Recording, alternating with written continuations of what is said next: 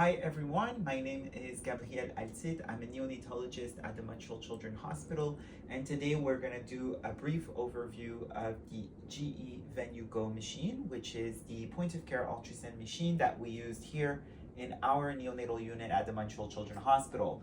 The goal of the actual video today is really to go over some of the basic applications of the machine in terms of knobology, so how to use some of the probes that we have, how to plug them, how to open the machine, how to move between the different interfaces on the machine. As you can see, it's a cart on 4 wheels, and you can block your wheels or unblock your wheels for motion. Oops, like this and like this. So if very easy to move and to roll around the unit. The probes are typically on top of the machine. This particular system in our NICU has 5 probes. The probes have to be handled with very gentle care. The first probe I'm going to show here is, you can see that the name of the probe is here, so 12S. So this is about 10 to 14 megahertz, which means that the ultrasound waves go at a higher frequency. Being at a higher frequency means you're going to get more superficial structures with a better resolution, versus lower frequency, the ultrasound wave have a tendency to go deeper into the tissue. So you're going to get deeper structures, but you lose in resolution. So typically these square or rectangular footprint probes, which are the sector array probe, are the probes that are really good for cardiac applications, so heart evaluations, because the heart is in motion, and so it's able to obtain really good views for that. I'm going to show how to plug and replug from the behind of here. You see you have 3 ports on this particular machine. These 3 ports will allow you to have the probes appear on the screen and being selectables for to be able to get the imaging. So I'm gonna unlock my first probe locked here, and I'm gonna put it in the bottom portion of the machine. And then it's a very gentle press. So typically what I do a very gentle press, and once you're pressed in, you can just lock in, which means that now your probe is going to appear on your selection. On the machine, it's all touch screen. So obviously, because we're going to scan a patient, we want to use appropriate wipes to clean everything before and after. So the power button is here. You just click on it. My machine was on standby, so now it's opening. A few elements on the machine. First of all, you see here you can go back to select your patient. This is the button to just start the scan if you need to scan emergently. On top, you have the date, the time, and currently which probe you're using, which set or preset you are on. Here you have some of the properties regarding the probes. We're not going to go over this today. And the current probes that are connected to your system. So right now on top, we have the 12S probe, which is this one. We have the 6S probe, which is this one. And we have the neonatal curvilinear probe, which is, as it's mentioned, it has a curvilinear shape. It's called the 8C, C for curvilinear, and 8 again for the frequency of the average of the probe. This probe has also a marker on it. This marker represents whatever is going to be on this side of the marker. Whenever you're going to touch your patient, is going to appear wherever you see the GE Venu marker on the screen. So it's going to happen on this side. So if I would put the probe like this, this is the top of the probe, would appear here. At the end of the frequency of the window that it's able to generate images is going to appear here. So that's deeper into the patient in this area. This marker represents anything that's going to image here. Marker is GE, and whatever is going to appear here is going to appear on the other side of the screen. And there's even a triangle here that informs you what's exactly in the middle of the probe. So if ever you would have to use this probe to do a procedure, this line represents exactly what's in the middle of the actual probe. Okay, so we mentioned the phase array is very good for cardiac. This one is very good for anything that is abdominal. So very good for checking the bladder, very good to check if you have free fluid in the abdomen, like ascites, looking at the liver for the echogenicity of the liver, making sure you're looking at different organs inside the abdomen if needed, like kidneys, spleen, things like that. It's also a good probe for anything that's happening in the head via the fontanelle access. So very good to look for massive bleeds in the head, intraventricular hemorrhages, hydrocephalus or ventricular megaly. This is particularly a good probe for this. The two other probes that I currently have on this machine that are not connected are the linear probes. One of them is called L10-22, which is again L for linear and the frequency. So it's a very high frequency because it goes very superficial. This is a part not connected are the linear probes. One of them is called L10-22, which is again L for linear and the frequency. So it's a very high frequency because it goes very superficial.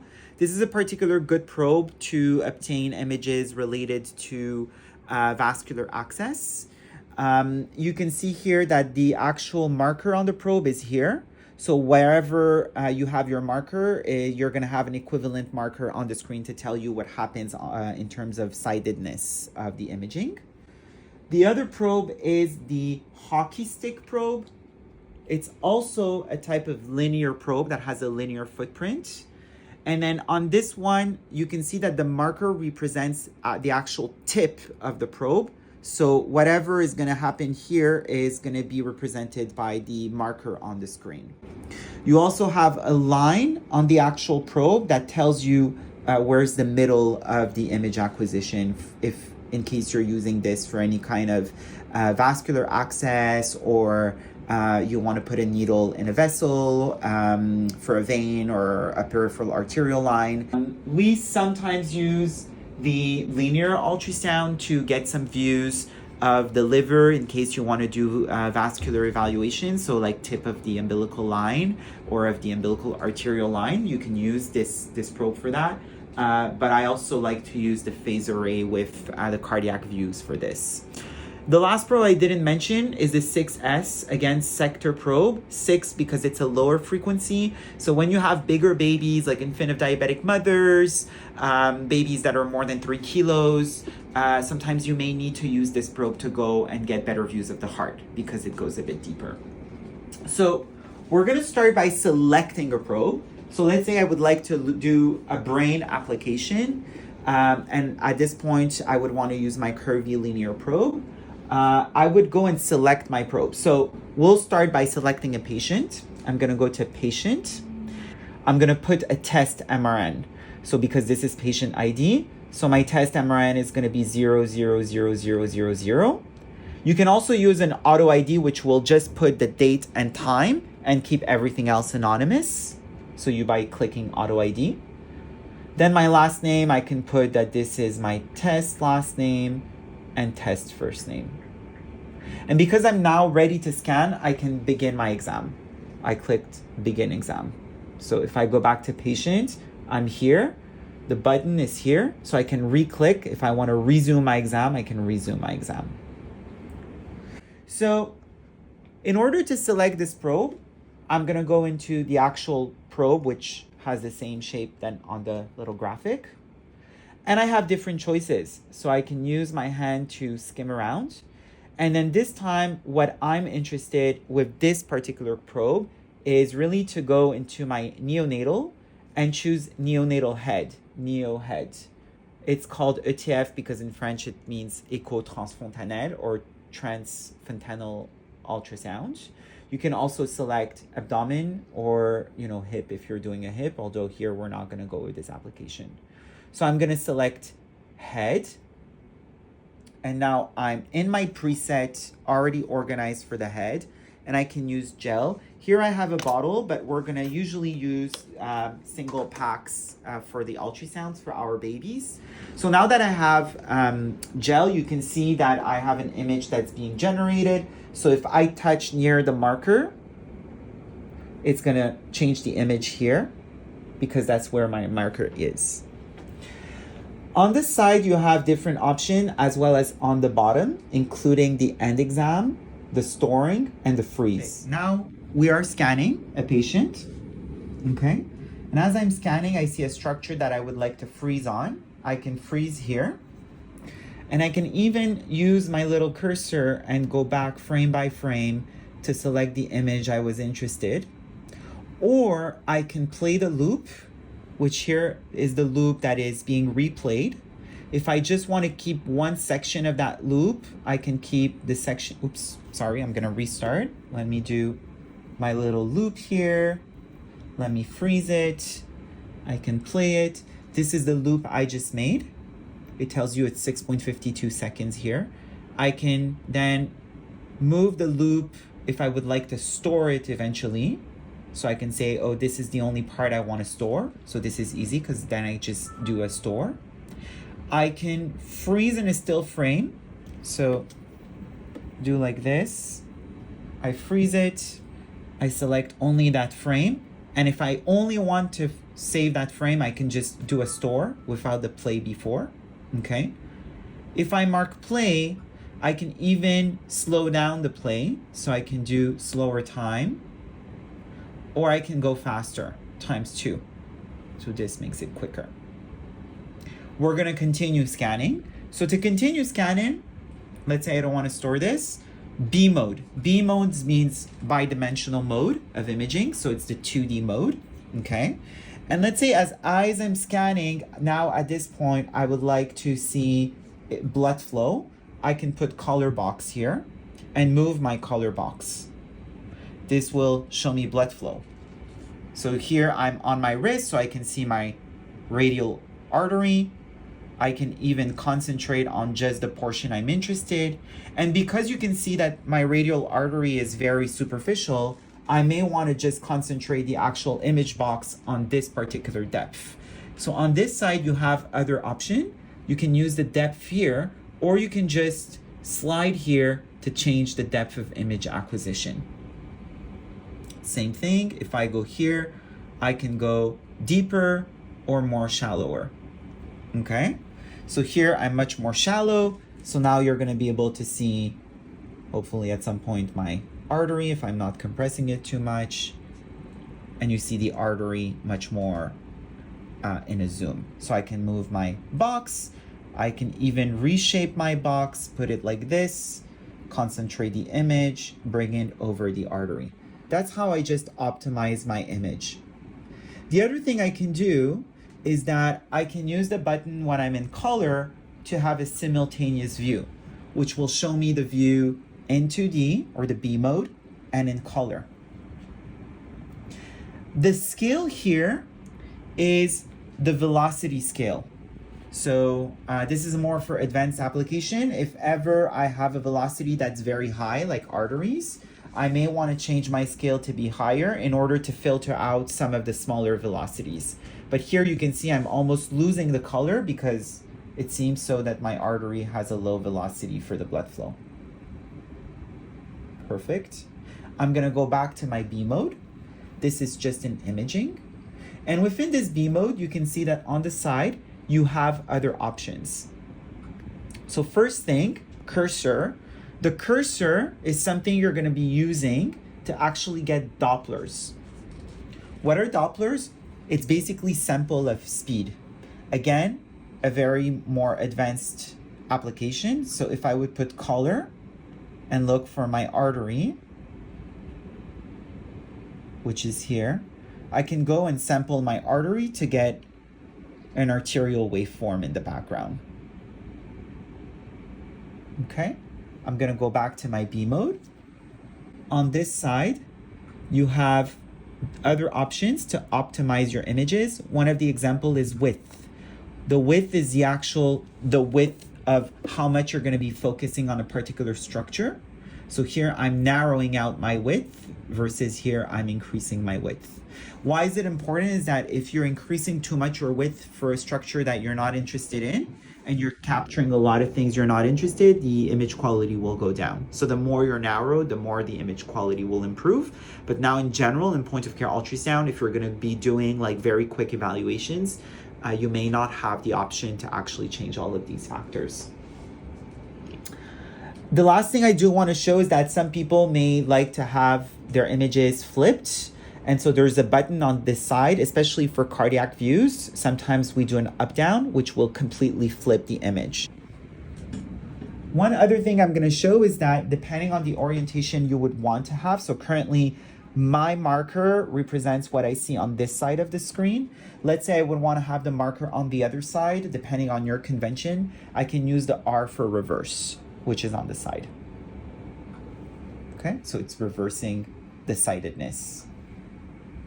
I'll finish by doing a freeze and showing you some of the buttons on this side. On this side, we have the option to do measurements. So you can use calipers, for example, by clicking here and using this to do measurements on the screen. So I can do a measurement like this to like this. And then you should see,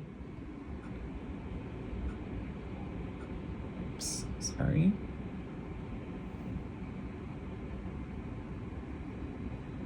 You should see your measurement here, 1.67.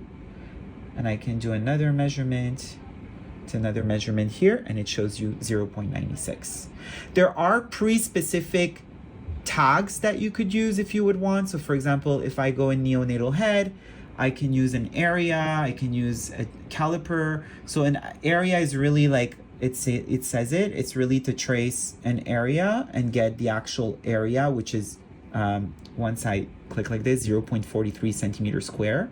And you can use something called a volume, which can be important in, for example, cardiac ultrasound. So you do the 3 distances on different images. Like let's say you have a structure and you're taking the plane in front and then the plane 90 degree. You can do all the distances and then obtain like an estimate volume of that. This is rarely used also in point-of-care ultrasound. You can also magnify the view. There's an option here that you can just magnify, and then at this point you really focus on your image. If you want to demagnify and have all your buttons, you click here as well. I prefer to have the view with all my buttons present. Now that I'm happy and I can store my image here, for example, I can go back to review and then look at my images and then reassess. So I could always do measurements on images that I have already acquired.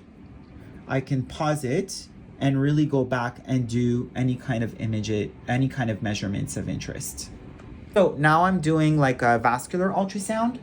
I'm gonna go look for my hockey stick probe and I'm gonna look for an artery. So I'm gonna click on artery. This is the preset that is being used. Again, same thing. I can change the distance from, you know, how deep I want my structure to be visualized. And then the other thing I did not mention is that on any kind of imaging, you can adjust the gain, which is the enhancement of the ultrasound waveback form.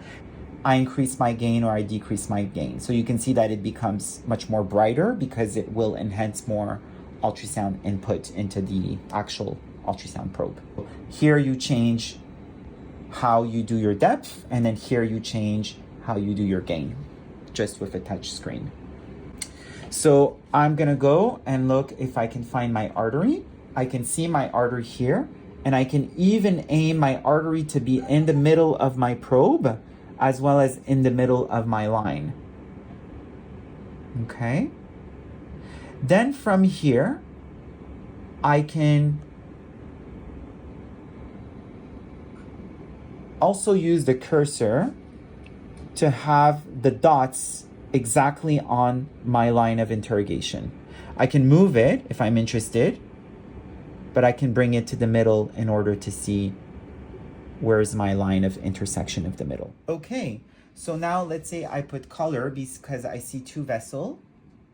Okay, red means the blood flow is coming towards the probe. Blue means the color is going away from the probe. So it's normal that when I angulate towards my artery, it becomes red. And when I go away from my artery, it goes blue because it's going towards my hand. So here I'm red. I know that this is the artery, and I know that here I have 2 little veins next to it. So this is really the vessels that I would be aiming for. And just to give you a sense, I can store this loop. And I can freeze here. And we can go into measurement. So the first measurements I'm gonna be showing, I'm gonna go to measure. And in measure, I have a place called vascular access and a place called catheter ratio. And in this catheter ratio, I can select gauge, and I can measure the diameter of my artery. And then here it tells me that my vessel diameter is 1.73 millimeter, and that if I select a 20 gauge, it will fill 64% of the lumen of my artery. The other thing I want to show is that I can go in generic, and I can take another caliper and then just show you that I can measure from the actual skin to the artery. If I go back to review, I'll have all my images. My images are stored. I can go back and then play this one. And I can double click. Sorry, let's stop playing. Let's double click. And if I double click, I actually see my images, and all my other images are appear here. So I can really go and select whichever image I want to see on the screen. I can also do other measurements or delete the images I'm not interested to keep. Now that I'm done and I'm happy with my study, I can end the exam. By ending the exam, are you sure you want to save your exam? I will click yes. I want to save my exam. The machine has now saved the exam, and they're now under local archive. Under local archive, it will prompt you to put a password. In our machine, there is no password. Perfect. So now we are in the local archives, and I can find back my actual study, which is called tests. So I could click on tests, double click, and then open it. So I have all the information here. We are done with our machine, so now it's time to clean everything. So we can either put it on standby by putting off and going standby, or we can even, if we want to clean in the middle, press the button clean, which will block the screen and allow us to clean without having any kind of touch screen issue. If I want to unlock my screen, I just need to slide right to exit, and I'm back on my main screen. Here, I'm gonna go on standby or shut down. Here we will stand by for the transport. And in the meantime, I will make sure I clean all my probes for the next use in order to make sure we don't have any issues with transmission of infections. So I hope this workshop was useful. And this is just obviously the beginning of the knobology for this machine. There's many other options for measurements, for different application, as well as for extracting the images from the machine in order to be able to visualize it in a DICOM viewer. But hopefully with that, you have the necessary information to start and get going at using the machine for point-of-care ultrasound. Thank you.